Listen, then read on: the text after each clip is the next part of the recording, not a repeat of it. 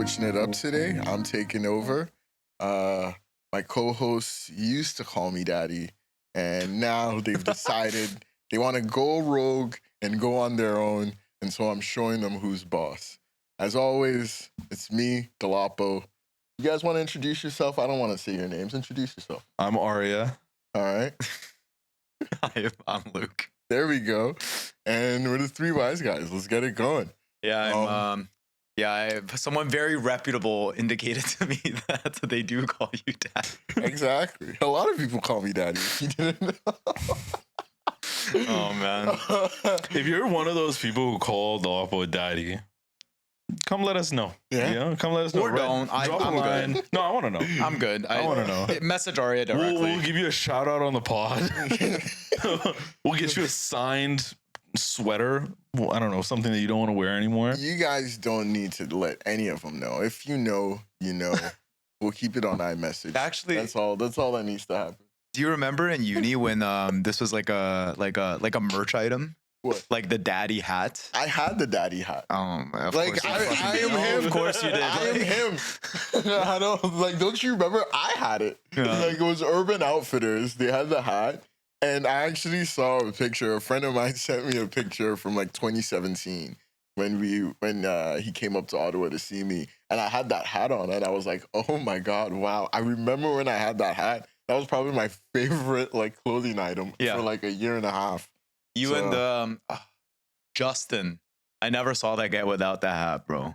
Like for a whole summer, Justin, every time I saw this guy. Dolapo had his full like white boy era, skinny jeans, daddy hat, Urban Everybody Outfitters. wore hair, skinny jeans. piercings. Pink hair. Yeah. I did have That pink. was his my God. that was his I'm a soccer player, I'm European. Like, call me Mbappe. Yeah. Mbappe wasn't He even wasn't like a a thing, thing. no. No, back then. I'm probably older than Mbappe actually, or maybe we're the I same. think you're the age. same age. Yeah, we might be Yeah. the same age. You're the same age. But what about you guys? How was your week or the last couple days since we last filmed? Yeah, this has Yes. been the shortest amount of time since our last episode. Like January's just been a mosh pit of everybody's schedules, I think. Yeah. And Luke and I are leaving on a trip this Friday, so we're trying to get you the content that you so effortlessly deserve. This is true. When they hear this episode, actually, we'll be back from our trip already. Yeah. Because it's Yes. it's getting Yes. published in a bit. But yeah. yeah. No, yeah, it's been good. I wanted to like quickly, because I feel like this article didn't really hit him when like me and you were talking about it, but like I shared this article yesterday, which basically a Canadian publication indicated that U.S. airlines are going to save up to like $580 million in 2026 because of weight loss from U.S. passengers from weight loss drugs like Ozempic, which that is like Pretty wild. Can we just like think about that as a stat? Like we're not like reducing cargo limits. We're not like increasing the cost of bags. You know what I mean? These guys are bringing the same amount of luggage, at least Like, from is the this projection. like I don't want to be that guy, but like I didn't even like who wrote this article? Okay, so it was an analyst for a consulting company. I forget what. Was it Jeffries? Jeffries, yeah, it was an Yeah. analyst at Jeffries that did it. Yeah, I remember. And basically, you did they this. took the estimated impact of like Ozempic in terms of weight loss across the nation. They took like actual rolling stats, Yep. and they applied it to their fuel consumption costs for the year for That's airlines pretty in general. wild. Yeah. And the total fuel consumption cost and I don't know how exactly the calculation works, but they definitely like transcoded it into Yeah. some way that makes sense, you know, in relation to the fuel consumption. And yeah, the total fuel consumption I think was with 38 billion, something like that. And then so yeah, they're expected to save 500 million or whatever. What was the exact number? Yeah, I think it was like 580 million or something, like but that. like it is with the assumption that the demographics of people who fly in US airlines are the same as the general demographic of the US and their usage of weight loss drugs. Like obviously like I don't know, maybe like the data or the demographic of people who fly tend to be more overweight. If that's the case, then it wouldn't apply, right? But like it's like just kind of assuming that there's a general population distribution similar to flying as like, you know, the general US population, which I thought was wild. And, you know, it's interesting because I've actually, you know, this is like a little bit off topic. I feel like a tiny bit controversial, but there have been a lot of people who have actually indicated that these like weight loss drugs is kind of a net benefit if you can afford it. Like it does things like lower your blood sugar and like cholesterol levels and other things like that. Like Naval, for example, he's like a like an angel investor. Some people call him a philosopher. Like he's indicated. The Ravi Kant guy. Yeah, well, No one serious calls him a philosopher, but I get what you mean. Yeah, you know what I mean. I personally think he's more of a philosopher than like an angel investor. I haven't heard anyone in the 21st century being called a philosopher. There are, but they're usually people academics. have called him a philosopher. Okay, people have, but he's just that's like Silicon Valley Kool-Aid.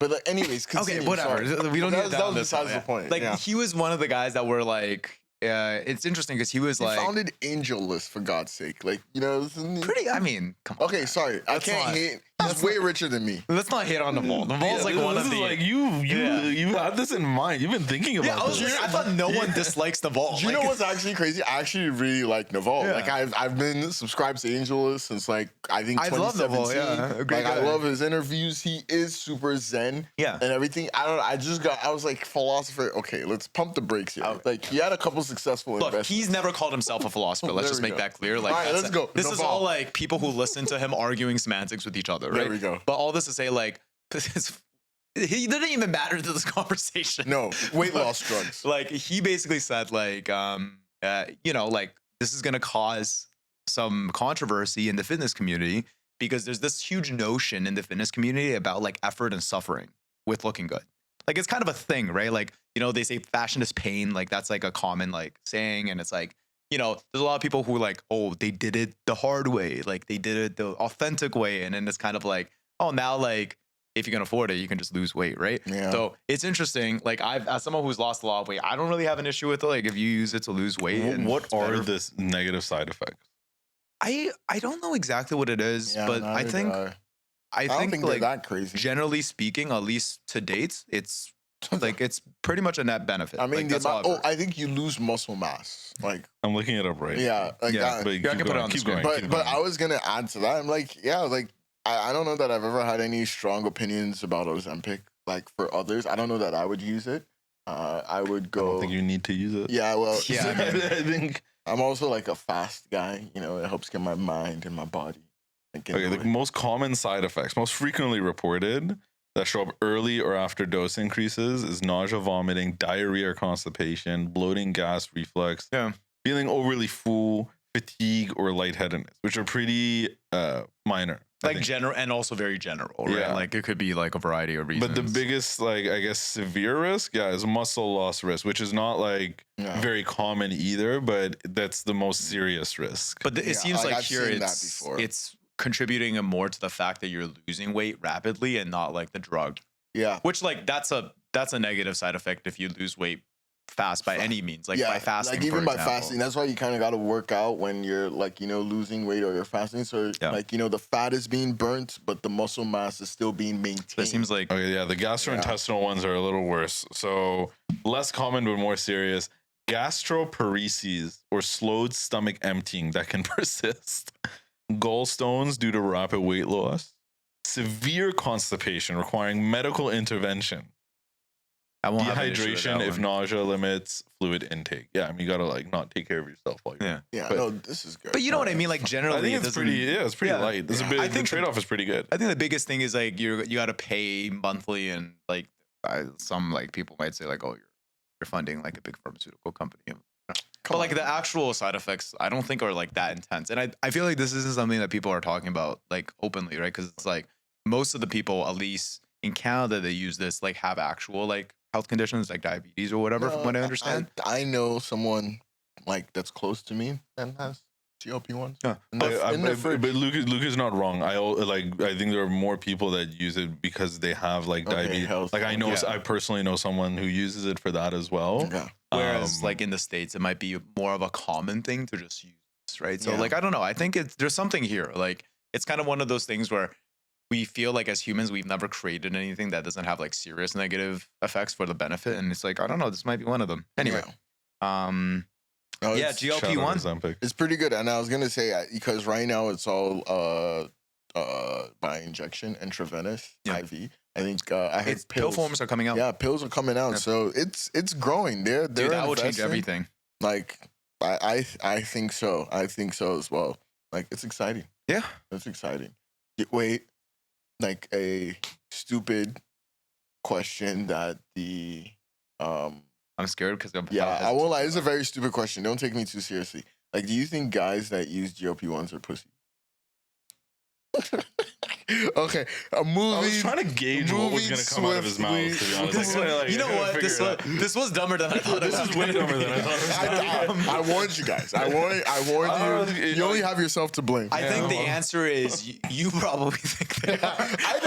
I don't. I think it's fine. Like I mentioned earlier, I think it's fine. Naval thinks Like it's throwing fine, a so I grenade think and it's running fine. away. What is this? What is this? I think it's okay. I just asked the question. It's a question. It's A a less question. educated person might. Would sentiment change for? It's a valid question, but it's I dumb. don't know. I think like toxic masculinity would definitely tell us that. They're pussies. Yeah, it's like, oh, go to the gym. That's like the toxic masculine way of approaching this conversation. I guess, yeah. Yeah, it's toxic to go to the gym. Okay. No, I meant like to say that. Oh, instead of this, like go to the gym. Go to the Because gym. the reality is, like the people who suffer from like muscle loss are the ones who don't also go and like go to the gym and things like that while they're taking the drug. Yeah, right. Because But it's gonna suppress your appetite. You're just like not gonna eat as much, and you're gonna need to go to the gym to build muscle. Yeah. Our society is just like very obsessed with like the ideal versions of like depending on which parties you talk to, like their perceptions of the ideal versions of like the man or the female or whatever. And it's like the reality is most people want to live somewhere in between. You know what I mean? Like an alpha male will be like, this is the ideal life. And it's like reality is you ask like 1,000 guys, is this the ideal male life? Maybe like 300 of them would be like absolutely yes, and then 300 of them would be like absolutely no, and then 400 will be somewhere in the middle. You know what I mean? So it's like I think that's the thing. Like at the end of the day, this is gonna benefit, I think, the larger part of society that can afford it. I think so too. Who knows? It could be like how much is this? It's making. I don't know. That's a great question. At least not in Canada. I don't know. I was just gonna say if these reduced airfare or just reduce fuel costs, because at the end of the day, that is where this conversation started, and it went all the way to are you a pussy as a guy if you think of that thing. I love the range. I think if these costs of reduced air fuel translate to reduced airfare, then like why not? They won't. I mean, it just goes to increased margins. Do you know what's funny? Like, and this is a random thread. I'll pull for a bit and then I'll take us away if for us to get into our actual topic. I remember speaking with my friend, and I know on our last podcast we talked about like good technology versus bad technology, and he was just saying like why are air like flight prices, I don't know, why is airfare still so expensive? Like after all these years, like all these Boeings and like Airbuses and like private jets have gone way cheaper. Why hasn't commercial airfare gone cheaper? And maybe it has, like like Ryanair and like Spirit Airlines, but like generally these aren't flights that people like choose to go to. I don't know. It's like again micro topic, but like he was like, hasn't technology advanced to the like why do we have GPT and still paying out of our ass for like a flight, like halfway across the world kind of I thing. wonder if 9/11 had anything to do with it, because probably obviously it changed security, and I'm wondering if prices also went up just to make less people fly. I don't know. Flying tends to make national security nervous. Yeah. It's also like I think planes haven't gotten like necessarily better. We've just like increased the total output of flights. Like I feel like that's more the direction of like the industry. Like it's not like it's like, for example, like we've talked about this, like the process of extracting fuel for like planes. It's not like that's gotten significantly more efficient. And again, it's the routes, like they're priced per route. Like Toronto to New York, is like there's like a price for that route. I don't know who's pricing the routes. I think what it boils down to is they're generally priced by demand, is like what they are, and like the demand for flying has never been higher. Did you guys see the new WestJet planes? No. So WestJet have new plane models. They have some. Goodness. Thank goodness. So the seat space has been reduced Oh, significantly. okay. I take my thank goodness. So yeah, back. the basic. I think they took out the folding tables or whatever it was, and the seats are even closer to. So I saw literally What? videos of people sitting like normal sized people sitting like this just in their plane because they couldn't fit on WestJet. Headaches. There's like a Is this a Reddit post Yeah. of the new? It's definitely a Ultrasim worse guest airline? experience when the flights are full. oh no. And the reconfiguration has by design caused delays. Oh my god. Maybe they did this reconfiguration to make more money. I don't know. 100%. Obviously, Oh yeah, sorry. I'm the dumb one. 100%. Or Yeah, no, this- maybe they anticipated the GLP-1 weight reduction, so they were Oh, like, "Oh, people are just skinnier." you know, AI, like you can forecast that shit now. Possibly. Do you remember the movie Soul Plane? Kevin Hart's movie? Yeah. You know, You never I'm watched from it? Nigeria. I didn't No, watch that's that fine. shit. I'm joking. Yeah, that's I okay. just didn't watch it. But you know about it. I have heard of it. Okay, so it's funny because he wins the lottery and he decides to start up his own airline. Oh really? Yeah, so he wins the Okay, I lottery. gotta off watch this like now. his dog died on an airplane. He was flying. They made him put his dog in the storage, and then it fell out. The dog died. He sued and got like $100 million. And he created an airline. Classic comedy movie plot. Like, Excellent start. Oh god. But he creates like the most bodacious airline ever. So course. there's like a ultra first class. There's like a standard coach, and then there's like a economy. Okay. And the disparity between each of these is so severe. And at the end of it, you see it's like a bus.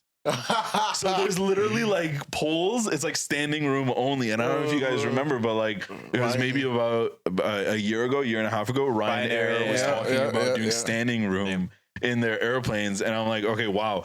That is literally where every like average airline is kind of shifting towards for Yeah. economy. But dude, it's like it was a satire movie. people have like You panic know? attacks. It has to like- be safe enough. No, I for mean- sure has to be. It Yeah, has to the be FAA minimum safety standards. Yeah, the IATA, which is the international body, is not gonna let that shit fly if it's not safe. I don't know. At the end of the day, like if the plane's gonna crash, you're gonna die. So, Well, I mean, I'll how tell safe you. is it really? I'll tell you one thing: cruise liners are probably not saving much on fuel because I don't know if the people who go on those are on GLP-1, but No. yeah. All right, just speaking of things getting cheaper or maybe just not advancing the way we think it should, like the way we thought it would. My girlfriend and I are doing like a little like weekend thing, and she was like, "Oh, let's go to the movies."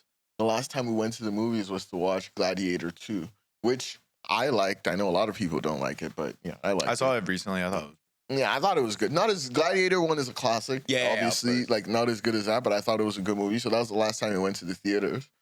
And I was trying to get tickets at Cineplex this week. And it was gonna be like, I don't know. I go to watch movies at night. I do end up falling asleep, but I still will always choose to go watch movies at night. And I was telling her, "Oh, get the tickets," and we're looking at viewings, and she was like, "There's only 2 movies showing, and the last viewing is at 9 p.m." I was like, "What? Like, what do you mean? There's only At the Cineplex, at the Which one? Cineplex, the Young one and on Dundas? Islington? Oh no, Young well, and that makes- Dundas. Okay. That makes sense. I They thought don't- that would be the busier Cineplex. It's pretty busy there now. Yeah, I was- for just like for in general or for the movie that you're trying to see. no, dude, I'm talking movies available. Yeah, like you're saying they only like that's They had- surprising. They only had two They only movies had available 2 that movies available after 9 p.m. and both movies were at 9 p.m. There was no 11 p.m. showing. There was like 7 p.m. and there was 9 p.m. and at 9 p.m. they were all. We literally only had 2 options. I forget the other one, but the second option wasn't even a new movie, but it's a movie I love. I think it's the 25th anniversary of Lord of the Rings, and so they were doing kind of like a extended version of Lord of the Rings. And yeah, like please pull this up. Like make sure I'm not off my rocker. Like pick a specific date, like Friday or Saturday. I think we picked like Saturday or something. And there was only 2 movies, and I was like, Jesus Christ! Like our time's tough. like what's going on? And we didn't check. We checked the Young and Dundas one, and then we also checked the Scotiabank Theater.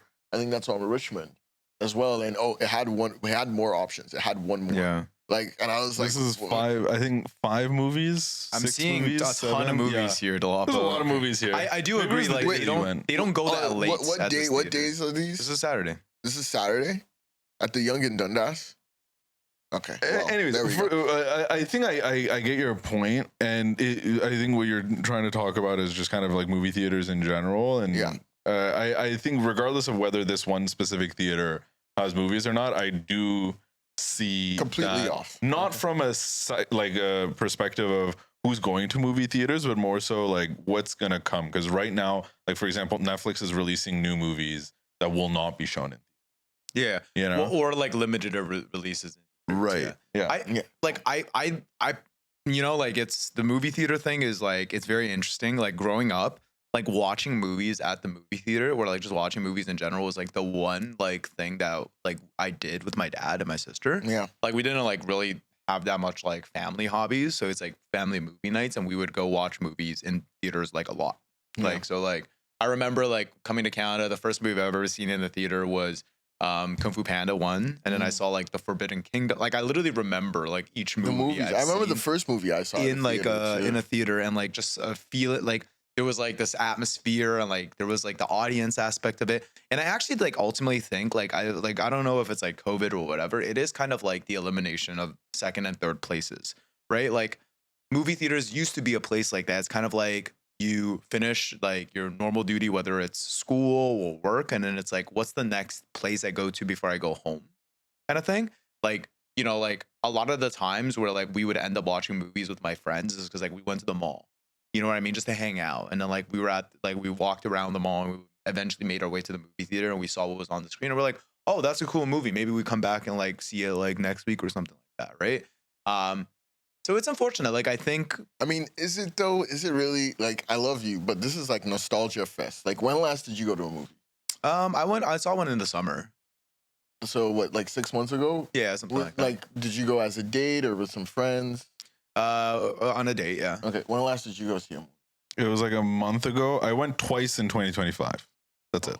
Twice in 2020. Yeah, that's it. Twice in 2020. So like, But it's the also, question is like, do you guys like see like is that something that like that comes up like, hey, like let's make plans like I like genuinely, yes. Even like I remember in university, I went and saw movies. I'm all the talking time. now. Yeah, but I mean like more so like this to me was like more of a post-COVID thing where I didn't go and see movies as often because to Arya's point, it's about the movies and the people you're watching those movies with, right? Mhm. And it's like if the people who are watching the movie with you just prefer to watch a movie that's on Netflix, it's like, yeah, it makes sense to watch it at home. And then you know what I mean? It gets to a point where like people start to get desensitized to the way they watch movies. Like it's like when you start to watch it at home, Mhm. like you're more incentivized to be on your phone during the movie. Like I don't know if you guys read this, but Matt Damon came out and said like Netflix literally said if you put a movie on our like platform, you should have segments within your movie where no one has to look at the screen and it describes the plot or describes or reiterates the plot of the movie. And they said you should have 5 instances of this throughout your movie. Yeah, it's like making Like- the plot dumber, so like if people leave and come back, they still They get can it. they can get it. Like they're literally building this in, right? So I think there is an element of like consumer behavior change. Like it is literally like people don't want to do the movie viewing experience of sitting down and watching something that's like an hour and a half to 2.5 hours and just focusing on it, and that is the event. Like the way people want to watch movies now is there something's playing and then you're kind of like chatting, and then you know you can stop and take a break and go grab a snack and do whatever you want in the comforts of your own home. You don't really have to. If I remember correctly, you're a big break during the movie guy. I am, yeah, I am. I for sure I am. And like for I like example, the way you do it because you pause it and you're like, okay, let's go for a smoke. yeah. But you know, like the other thing too is like, for example, I watched the Knives Out movie with my girlfriend this weekend, and Yeah. that was a movie where I was like, I actually kind of wish I watched it in the theater because it was a really good movie, and like I was like genuinely like some of the dialogue scenes, I was like so engaged, and I was like, man, like this would have been really cool to see in a theater. I haven't thought that about a movie in a while, but I was like I watched Gladiator 2 at my house, like just on my, like I wasn't like, oh, I need to be in a theater, but I was like, that was like a movie where I was like, man, like it did feel like this was a movie where the director made it. And if you remember Knives Out 1, that was a cinematic release. Really? Like I that- watched it on Netflix. It eventually came out on Netflix, but I watched that movie in theaters. Like Okay. it was like, that was originally a cinematic release. So I don't know, like I have like obviously weird thoughts on this because like I just like genuinely I used to like Ari and I used to just watch movies during the pandemic. Do you remember that? Yeah, Like when the every pandemic every first happened. Saturday, Luke would come over to my house and, And we we would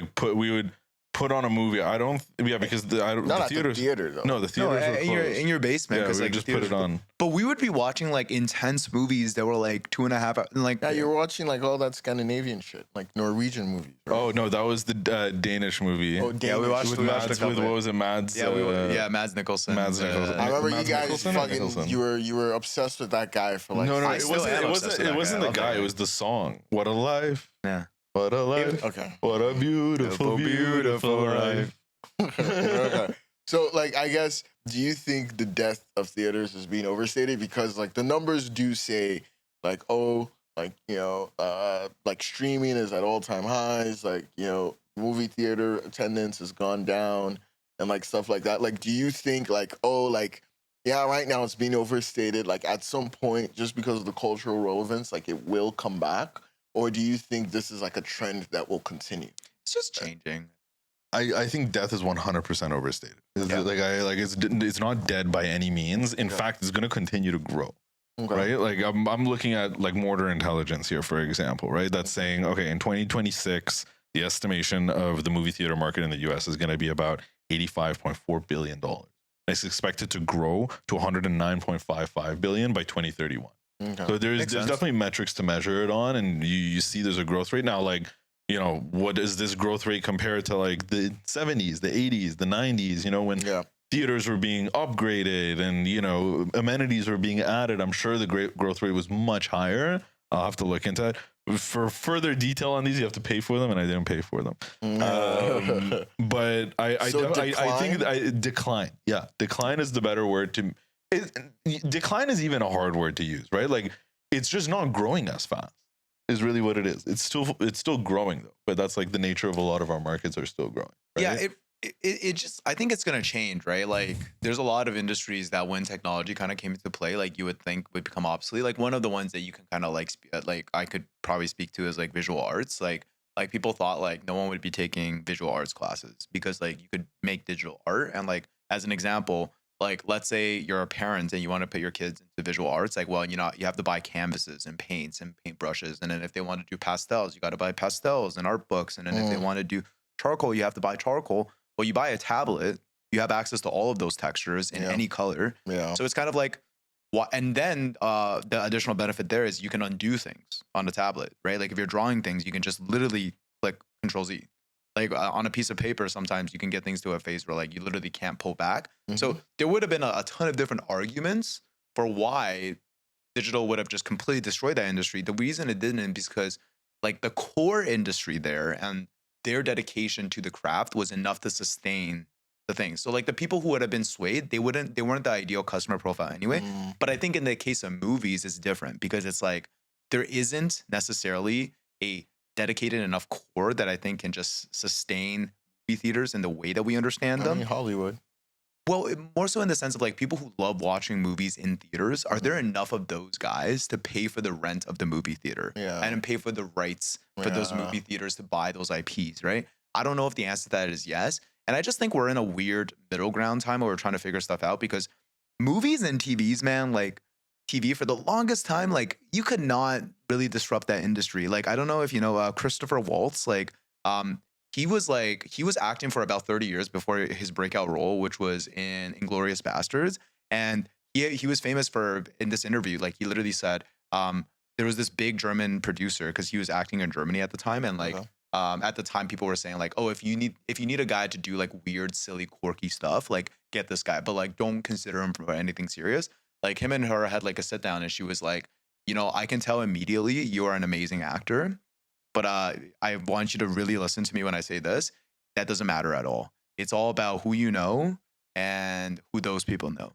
And it was like in the movie space, right? It was like you only really had the theaters as the distribution platform. And then the things. Now it's like people can make movies, put them on YouTube. They get discovered. Netflix is like, hey, do you wanna try making one and putting it on our platform? Here's $5 million. You know what I mean? So it's the first time where there's actually other channels for movies to live on and for directors to make money. So it's kind of like, I feel like we're just in a weird transition time.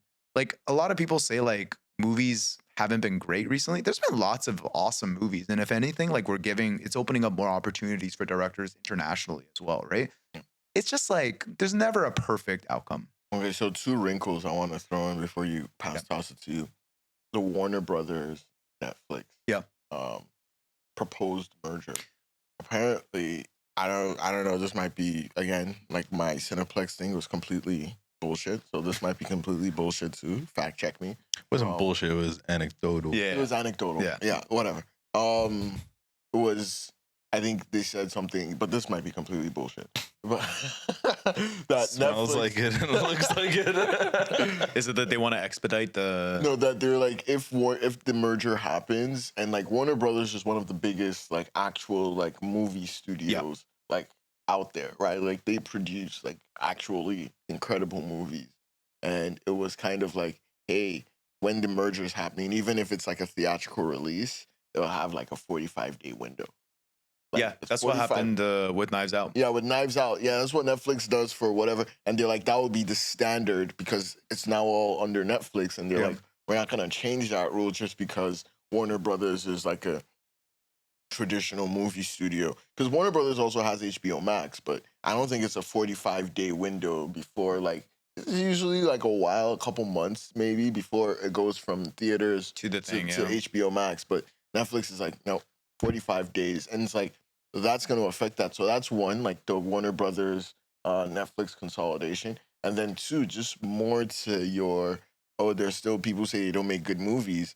I mean, there has been, and I saw because they're promoting The Rip right now.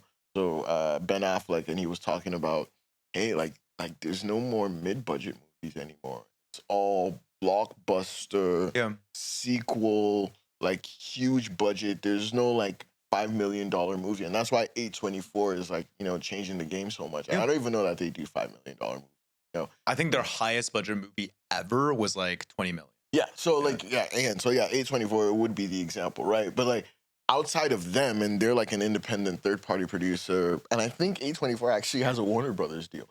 Yeah, there's a few, like Neon is another one. Yeah. There's one dedicated for horror that's like not entering my mind. But you understand the point, saying like they've taken out the mid-budget stuff, and mid-budget was kind of where like artisans and like someone who was like you said, being a great actor or great director.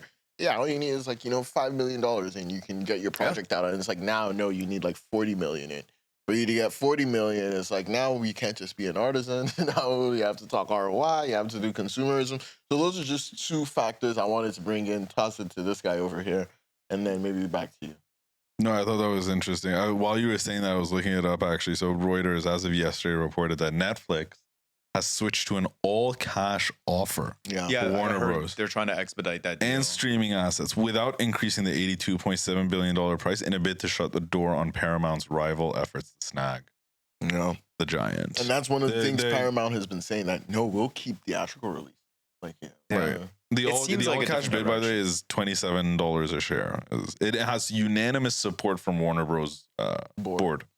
Obviously, like that's a crazy offer, man. First of all, like 82 billion cash. Yeah, deals like that do not really go down. Like and like that's a crazy offer. That's cash, this is the nuclear button. Cash money. This is the nuclear button. But sorry, just to kind of answer your question earlier, about I forgot what the first point was. It was the theatrical windows being 45 days. I don't know if that's a big risk, just because like that is kind of happening right now with movies produced by Netflix. Like my understanding, but Netflix doesn't care about $1 billion in the box office.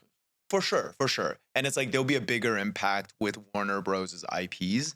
So I don't know exactly what happened there, because it's like maybe it doesn't matter. Like the loss in the box office is made up in the revenue on streaming side. Netflix also recently just announced that they just crossed like 1.2 billion in advertiser dollars, which is a crazy stat actually as well.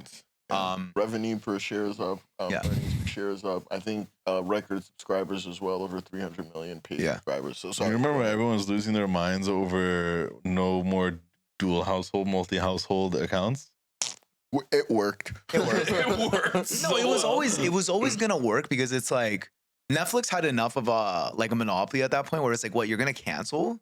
Like, no, you're not. Not a monopoly, but enough market share that they even if they lost a little bit, they weren't worried. Exactly. Yeah. But sorry, and I don't want to we don't need to always keep going back to the topic, but like on the point about like mid-budget movies, I think like that's an interesting take. My response to that is there hasn't been many critically acclaimed movies with a huge budget.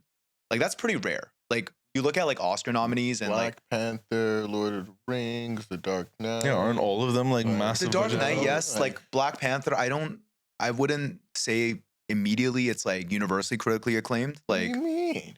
like So wait, what's the average? No, I want to know the average budget of like Oscar winners, for example.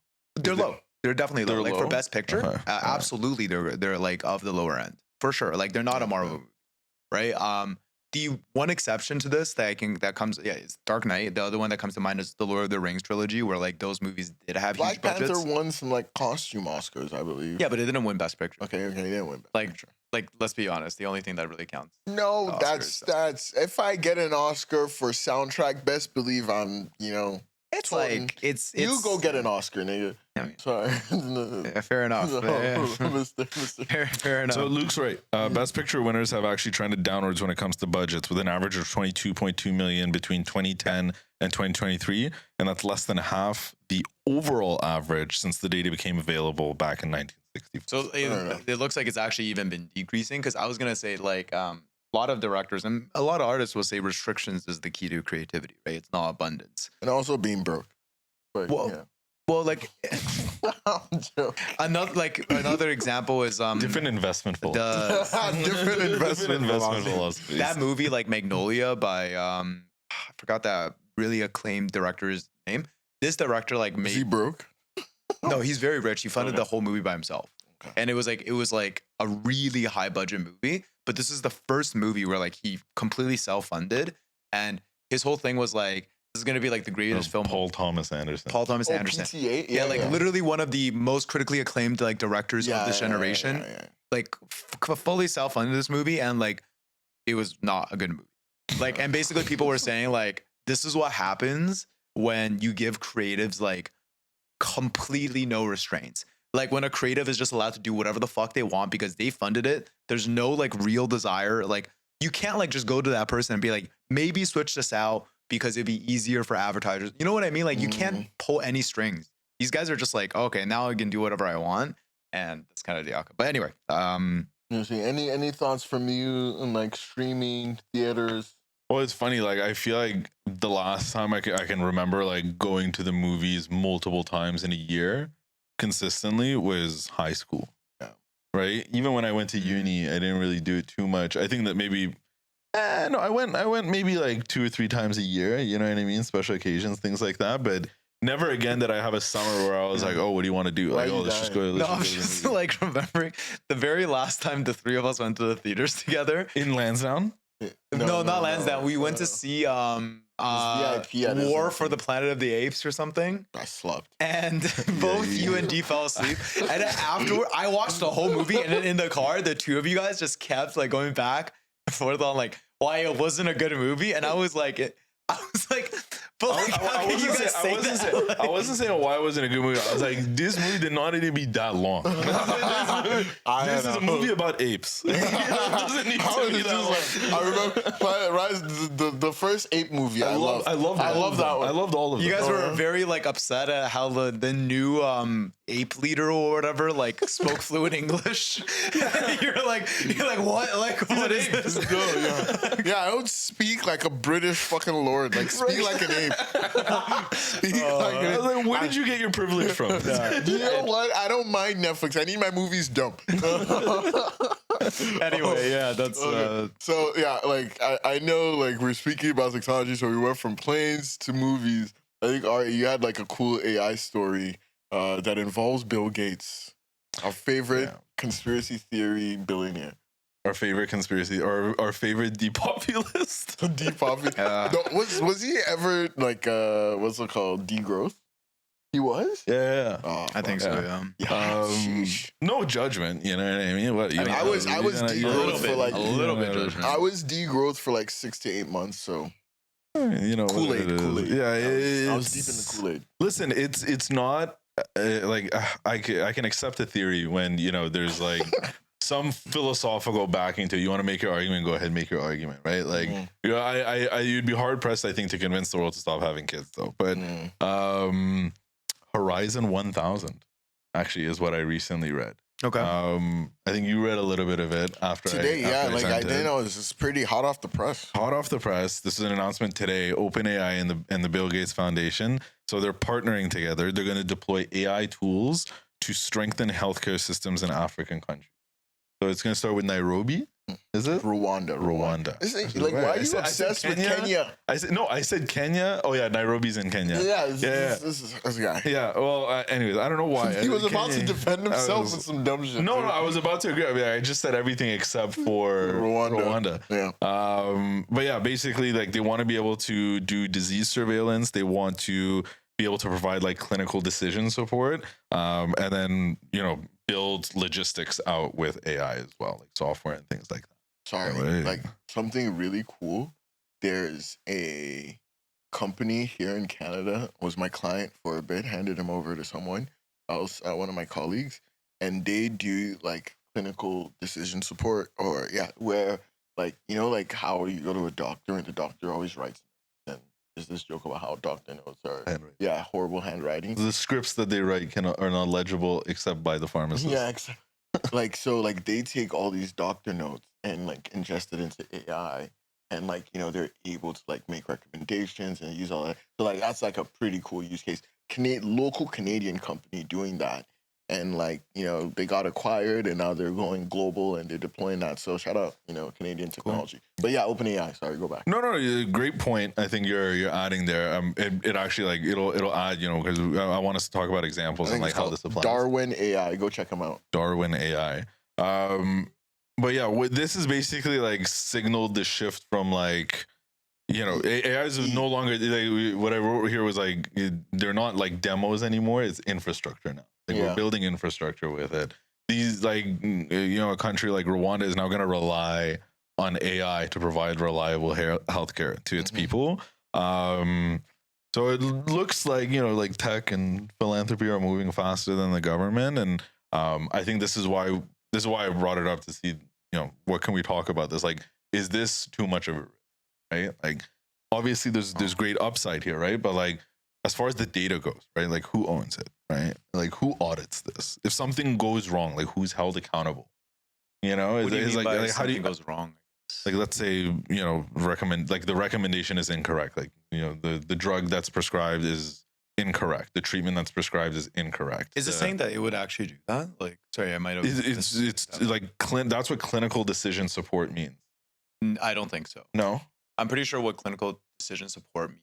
Like, what it might do is aggregate information from like patients. Okay. And then, like, for example, like, in the past, a doctor might have to talk to a patient and do an intake, and then take that information, digest it to create a diagnosis. And then what might happen is they might go through a receptionist or just directly with the AI, and then the AI digests the information and like puts it out, and it might say like, here's like our thoughts. Like, what is your thought? I could be wrong. Help the healthcare professional make the decision. I could be make the decision for like. I don't know. I could be wrong. I didn't read the article myself. They could be testing something like that. I personally think it's like great. Like I don't see any problems with it, because at least the way that I think my understanding of the way it's being deployed, where it's more of like a utility and operations tool, it's like I think we all know this. Every organization probably needs better operation. Yeah. Like operational support. I don't think like you'll find a single company out there that's like, our operations are 100% great and like we don't need any support. And it's like, if that can be done by AI instead of like having to incur an additional hard cost of like another human and train them and then fly them out and all that stuff, I'm all for it, right? Like, remember when AI came out, like one of the things I was talking to you guys about, and I don't know, I'm still hopeful that like maybe I can break into the space, was like something similar for wait times, like waiting rooms, like in the ER, right? Like we know that's a huge problem in Canada. People come to the ER. They're working on it. They get triaged, and it seems like they are, right? Like, so, I mean, I think that would be a huge plus. Like, we hear all these horror stories, like some guy died in the North York, like ER while waiting. Like, you could imagine if all the other people who are waiting with, like, let's say lesser or minor causes, if they just went through an AI intake instead, which gave them different solutions, which might alleviate some of them from waiting in the room, or it prioritizes his to the nurse because based on his symptoms through this AI intake, they're able to more clearly identify. And like, imagine this, as a nurse, instead of having to talk to 50 emotionally charged people and try to understand their position, you're now just reading data, right? And it's like, this person said this about his chest and said this about like the pain here and this about this based on their medical history. We think it's this, right? That's completely different from like a person coming to you and being like, my chest has been hurting for 5 days. Because like every single person that nurse talks to is going to be emotionally charged and make their situation sound like the worst thing possible, right? It's hard to make a decision on that type of data. So I think like this makes it more clean cut and a little bit more clinical, which I like.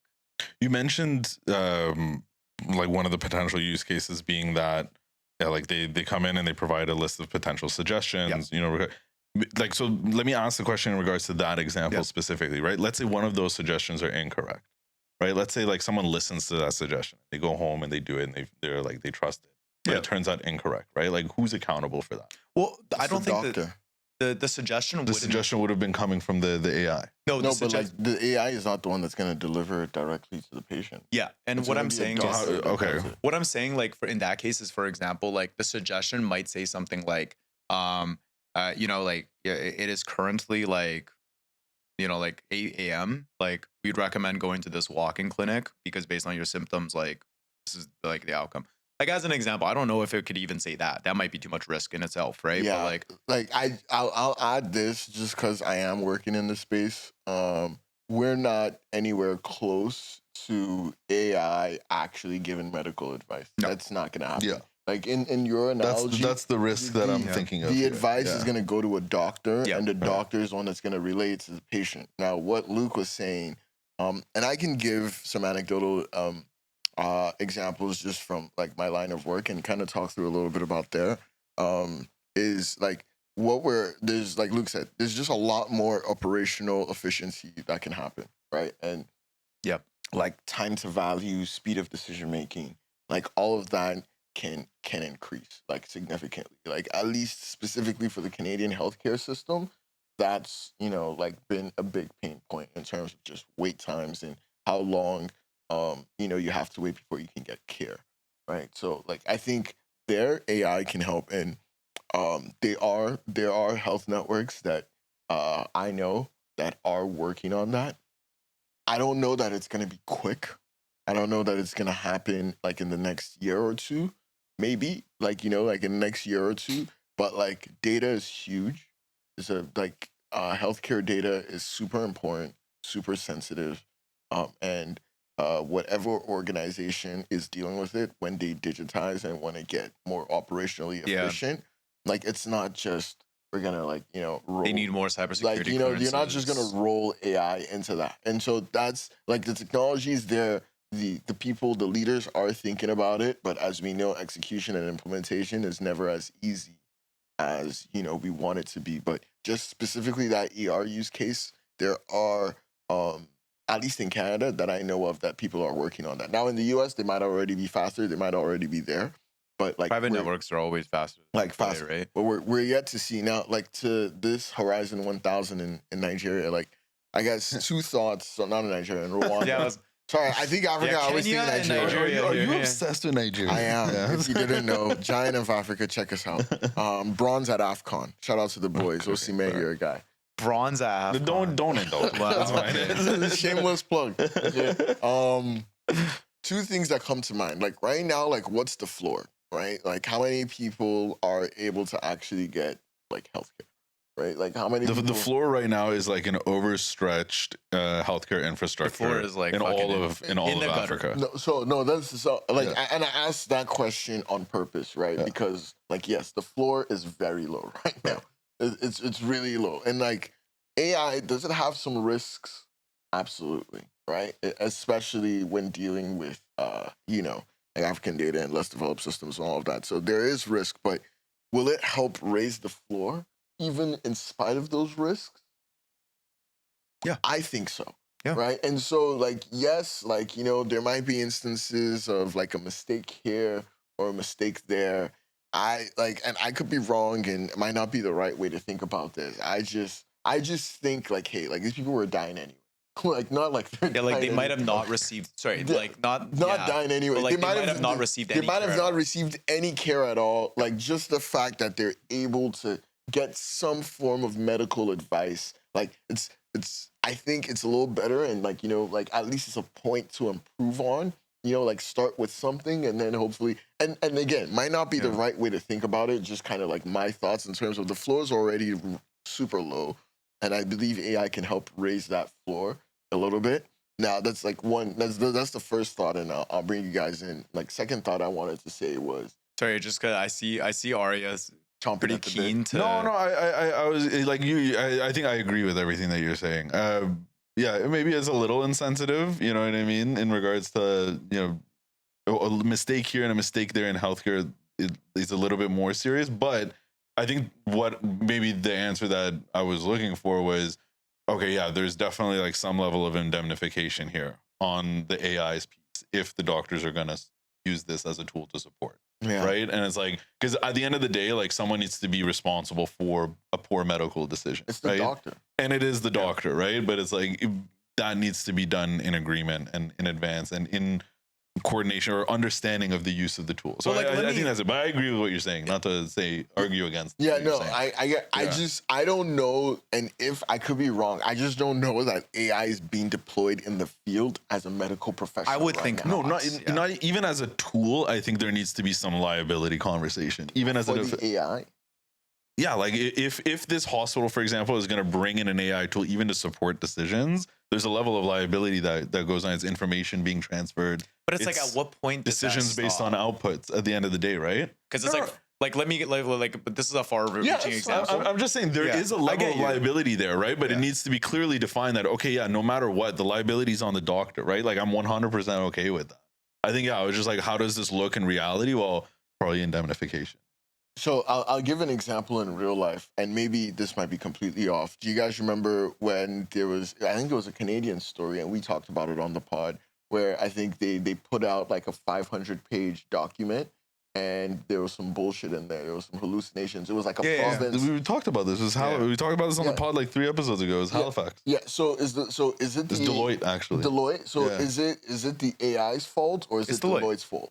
Deloitte's fault. So and that's kind of where I'm coming with this medical advice thing, where like the AI can hallucinate. We know it's not going to be the most accurate, but if you as a doctor act on that advice and you go, like no one's gonna say, oh, like it's the AI's fault. And maybe they will, but like ideally, I do think the liability should be on the doctor. Yes, because the doctor. I would agree. The doctor then gets to choose to not use that tool anymore. It's the same as like medical software, right? Yeah. Like medical software cannot be held liable it can in very specific situations, but like the very extreme scenario I was going to say is like, let's say a doctor is using like Microsoft Word or Google Docs to write something and then autocorrect like corrects a word to the wrong word, and because of that, like for some reason like a miss prescription happens, right?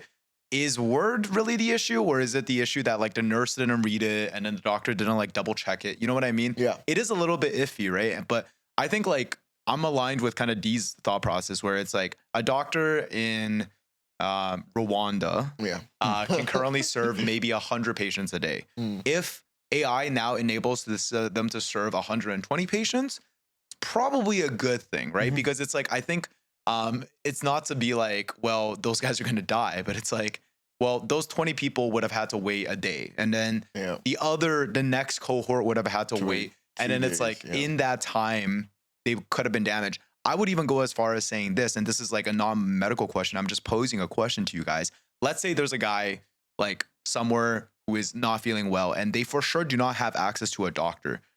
Would you prefer them to have nothing or ChatGPT? Because I think I'd prefer them to have ChatGPT, right? Like if it's just nothing or ChatGPT, like what is your thought process there? No, I think I would go GPT. At least like, like something stupid. Like, like it's like we take medical advice from like our parents. From like the sage Google, in the village. Like, people Google like WebMD all the time. Yeah. But like, like I think that's important. I think the other point I wanted to bring up, like as we wrap up, is like I mentioned, like I do know like there's a lot of innovation happening in the healthcare in Canada. And I think what's slowing it down, like for the right reason, I don't think it's a bad thing, is hey, like we need to understand red tape. Like, this data, like, the red tape, we need to make sure this data is going to the right places, to the right people. This is people's personal information and can't get to the wrong hands. Yep. They trust the government to protect your information and all of that, and